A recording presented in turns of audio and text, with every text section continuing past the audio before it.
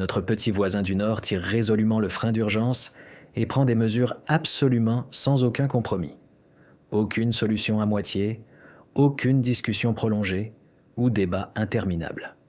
Le Danemark a attentivement analysé les conséquences de la migration islamique massive dans divers pays européens et est parvenu à la conclusion sans équivoque: à ses propres frontières, ce processus doit prendre fin définitivement. Pendant que d'autres États européens menaient des disputes sans fin, s'excusaient à maintes reprises devant la communauté internationale et espéraient encore une meilleure évolution, le petit Danemark étudiait méthodiquement les tristes conséquences de la migration incontrôlée chez ses voisins, puis il a osé franchir une étape qui semblait absolument impossible pour toute démocratie occidentale moderne, strictement attachée aux principes libéraux. Le pays a littéralement organisé la démolition de quartiers entiers et a envoyé au reste de l'Europe un signal très discret mais véritablement assourdissant. Ici s'impose une limite stricte, car le Danemark est arrivé à une conclusion extrêmement inquiétante et effrayante, fondée sur des faits réels. Dès qu'une société de haute confiance, construite sur des décennies, commence à s'effondrer sous l'influence de cultures parallèles, la restaurer dans son état antérieur devient pratiquement impossible. Et ce n'est nullement une simple histoire supplémentaire sur l'immigration ou les différences culturelles. C'est un récit profond et instructif sur une nation comptant seulement 6 millions d'habitants qui a observé comment les maisons de ses grands voisins brûlaient littéralement et a érigé à temps autour d'elle un mur de protection contre l'incendie avant que les flammes destructrices n'atteignent son propre territoire. Rappelons le moment clé qui a marqué un tournant pour toute l'Europe. En 2015, l'Allemagne, première économie du continent, a accompli un geste noble, mais extrêmement risqué. Elle a accueilli plus d'1 million de demandeurs d'asile en une seule année. Cet élan humanitaire a rapidement surchargé les structures étatiques, les forces de l'ordre et les services sociaux, générant des tensions chroniques dont l'Allemagne lutte en vain depuis plus de 10 ans. La confiance publique envers les autorités a été sérieusement ébranlée et le contrôle effectif des flux migratoires a été clairement perdu. Le système politique allemand s'est scindé en camps irréconciliables pour toujours. Le parti Alternative pour l'Allemagne, auparavant considéré comme marginal, s'est mué en l'une des plus grandes forces politiques du pays. La société s'est polarisée avec violence, entraînant des manifestations permanentes et des conflits sociaux. Aujourd'hui, des millions de nouveaux arrivants vivent officiellement en Allemagne, avec une éducation extrêmement limitée, une connaissance minimale de l'allemand et souvent l'absence de compétences professionnelles. Ils forment de fait une classe sociale inférieure permanente qui exerce une charge énorme sur le budget et le système social. La culture idéaliste d'hospitalité et de tolérance allemande s'est heurtée à la dure réalité d'une migration massive non intégrée. L'Allemagne n'a jamais pu revenir à sa société consensuelle traditionnelle. Le Danemark, doté de ressources bien moindres, a minutieusement étudié toute cette expérience tragique et met désormais en œuvre toutes les mesures possibles pour éviter la répétition du scénario allemand. À titre de justice, il faut noter que le Danemark, comme tout pays européen développé, possède une expérience immigratoire positive significative dans le passé. Cependant, cette immigration contrôlée provenait principalement de pays culturellement proches ou s'adaptant avec succès, comme le Vietnam, le Chili, la Pologne ou l'Ukraine. Et la grande majorité de ces migrants se sont intégrés avec succès dans la société danoise, avec des frictions culturelles et des conflits sociaux relativement faibles. Mais la situation a radicalement changé à l'approche de 2018, lorsque le Danemark a officiellement inscrit 29 quartiers problématiques sur sa liste spéciale des ghettos. Il s'agissait de territoires concrets où plus de la moitié des résidents étaient des émigrés d'origine non occidentale ou leurs descendants nés au Danemark, présentant un niveau de criminalité fortement accru, un chômage massif et une dépendance totale aux aides sociales.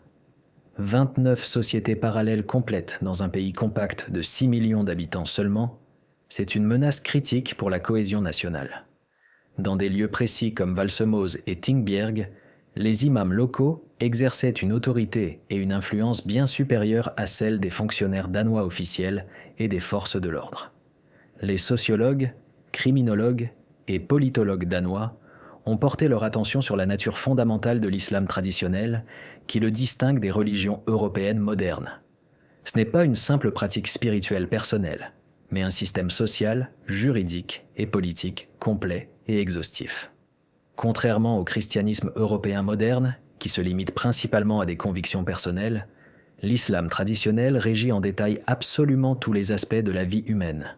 Règles alimentaires strictes, relations de genre et hiérarchie familiale, mécanismes financiers incluant l'interdiction de l'usure, code juridique de la charia, philosophie politique du califat.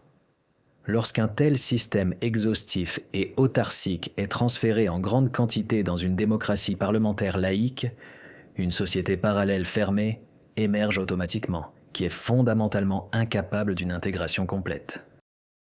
Un problème similaire surgissait avec le pilier fondamental des valeurs danoises, l'égalité des genres. Les enseignants dans les écoles des ghettos signalaient constamment des problèmes systématiques. Les filles se voyaient systématiquement interdire les cours d'éducation physique et le sport. Les jeunes femmes étaient menacées de mariages forcés pour motifs religieux ou claniques. Des restrictions comportementales strictes étaient imposées sur la base de conceptions archaïques de l'honneur familial.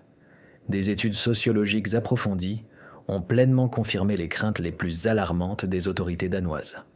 Le scientifique, renommé Ruud Koopmans, a réalisé une étude d'envergure et établit qu'une proportion significative de musulmans européens, environ 40%, placent les lois de leur religion bien au-dessus des lois laïques du pays d'accueil.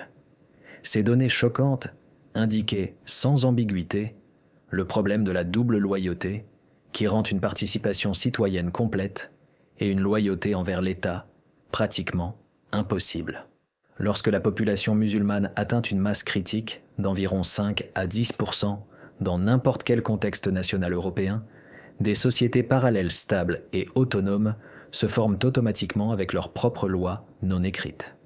Et la découverte la plus critique, dès qu'une telle société parallèle atteint une certaine taille, acquiert une base économique et s'enracine sur plusieurs générations, le processus de réintégration semble devenir pratiquement irréversible. Consciente de toute la gravité de la menace, le Danemark a décidé d'agir avec détermination et immédiatement, tant qu'il en avait encore la possibilité. Et ce qu'il a fait ensuite a littéralement choqué toute l'Europe politiquement correcte. En 2018, le gouvernement danois a introduit un ensemble ambitieux de mesures sans précédent intitulé « Danemark sans société parallèle ».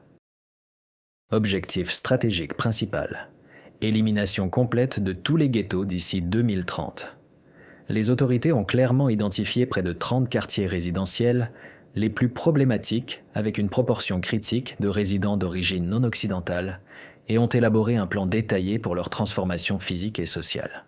Le Danemark a commencé à démolir systématiquement des complexes résidentiels entiers et des immeubles d'appartements où des familles vivaient depuis des décennies. Une norme stricte a été établie. Dans aucun quartier de logements sociaux, la proportion de résidents d'origine non occidentale ne doit dépasser 30%. Si ce seuil est dépassé, les autorités ont le droit de reloger de force les locataires dans d'autres quartiers. Ceci était une véritable ingénierie sociale à une échelle grandiose, jamais vue auparavant. Pour prévenir une accumulation supplémentaire de masse critique dans les zones problématiques, le Danemark a instauré un système rigoureux de double peine pour tous les crimes commis dans les zones officiellement désignées comme ghettos. Pour exactement la même infraction, punie disons de 2 ans de prison dans un quartier normal, une peine de 4 ans était appliquée dans les ghettos. La logique des autorités était de faire et compréhensible. Si l'on ne réprime pas la criminalité avec la plus grande fermeté au stade précoce, elle se propagera inévitablement comme un feu dans de l'herbe sèche. Mais le plus controversé et révolutionnaire fut l'institut de l'assimilation obligatoire, littéralement dès la naissance. Toutes les familles résidant dans les quartiers ghettos étaient tenues de confier leurs jeunes enfants aux crèches d'État. Il s'agissait d'enfants dès 1 an pour 30 heures de séjour obligatoire par semaine, destinés à une immersion intensive dans la langue danoise, les valeurs culturelles danoises et les normes sociétales. Le programme incluait la célébration obligatoire de Noël et de Pâques, L'initiation aux bases de la démocratie parlementaire, de l'égalité des genres et des droits individuels de l'homme. Les parents refusant ce programme obligatoire étaient immédiatement privés de toutes les aides sociales et paiements. Le message des autorités danoises était limpide et sans équivoque. L'État n'autorisera pas les familles immigrées à élever la génération suivante dans un isolement culturel et linguistique total. L'intervention se produit au stade d'âge le plus précoce afin que les enfants grandissent en danois pleinement intégrés et non en représentants isolés de sociétés parallèles. La Cour européenne des droits de l'homme a suggéré que certains éléments de ce programme rigoureux pourraient formellement contredire les principes pan-européens de lutte contre la discrimination. Mais le Danemark est resté absolument inflexible dans sa position. Selon les calculs des autorités, il serait bien pire d'admettre une ségrégation ethnique permanente et une division culturelle de la société. La démolition physique des quartiers ghettos n'était que la première partie, bien que la plus visible, de la stratégie globale. Les autorités danoises devaient également garantir que de nouvelles sociétés parallèles ne surgissent pas à l'avenir. Cela signifiait la fermeture complète et hermétique de la porte d'entrée aux nouveaux flux. Parallèlement aux réformes internes, le Danemark a radicalement renforcé les contrôles frontaliers en introduisant des mécanismes inédits. La loi sur les bijoux, adoptée en 2016, a officiellement autorisé les agents frontaliers à saisir auprès de tous les demandeurs d'asile les biens personnels, bijoux et argent liquide excédant environ 15 500 $ américains pour couvrir les premiers frais de subsistance et de traitement des demandes. Les dommages à l'image internationale du Danemark ont été colossaux, mais le signal stratégique était soigneusement pensé et intentionnel. Les migrants potentiels devaient comprendre. Ici, vous attend une rigueur bureaucratique sévère, non la générosité scandinave et le luxe des prestations sociales. Le Danemark a placé dans les grands médias moyen-orientaux et les réseaux sociaux des annonces publicitaires ciblées détaillant sa politique migratoire dure pour décourager et freiner à l'avance les demandeurs d'asile potentiels des zones de conflit. Ceci était une dissuasion classique par une réputation de dureté cultivée. Puis le Danemark a franchi une étape qu'aucun autre pays de l'Union européenne n'avait osée. Il a commencé à retirer systématiquement par milliers les permis de séjour déjà accordés aux réfugiés syriens. Le motif était révolutionnaire. Certains districts et provinces syriens sont désormais jugés suffisamment sûrs par les autorités danoises pour un retour.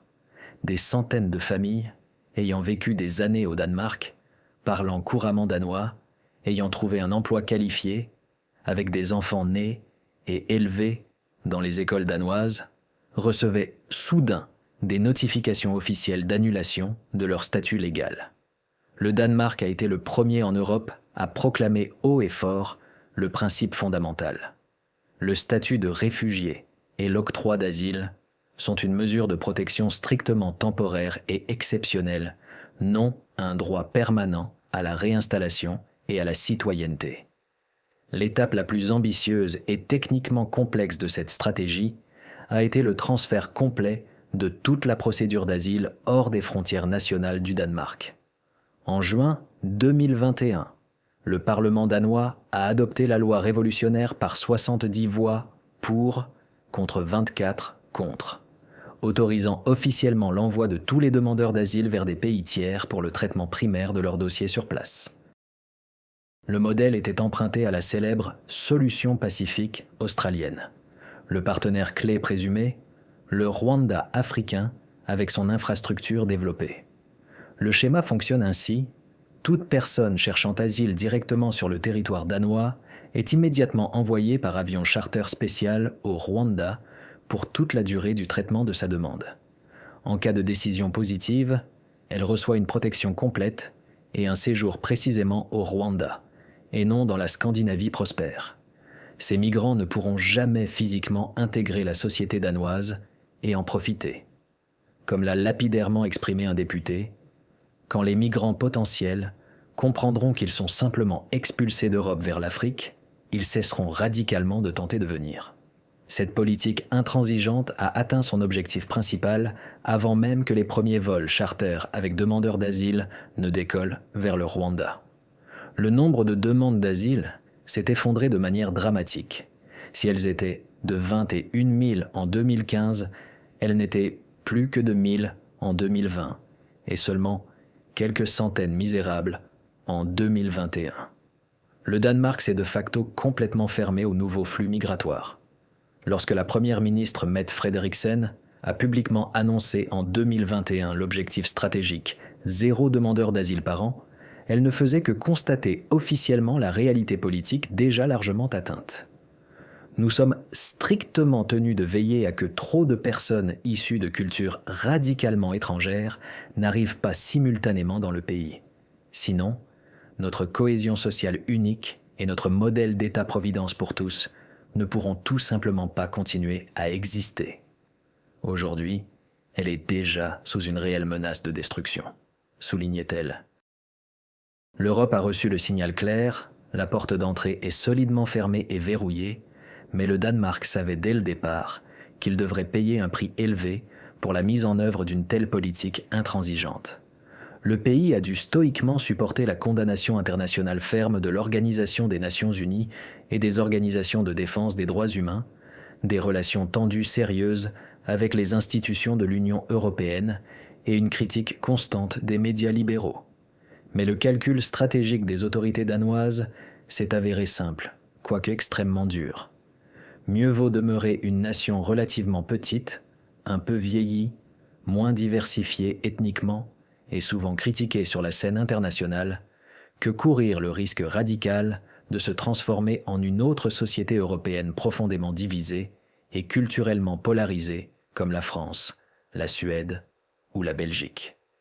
Comme l'a exprimé un ancien ministre danois de l'intégration dans une phrase mémorable, « Mieux un Danemark qui deviendra avec le temps un peu plus âgé et moins peuplé, qu'un Danemark qui perdra à jamais son identité nationale et son intégrité culturelle. »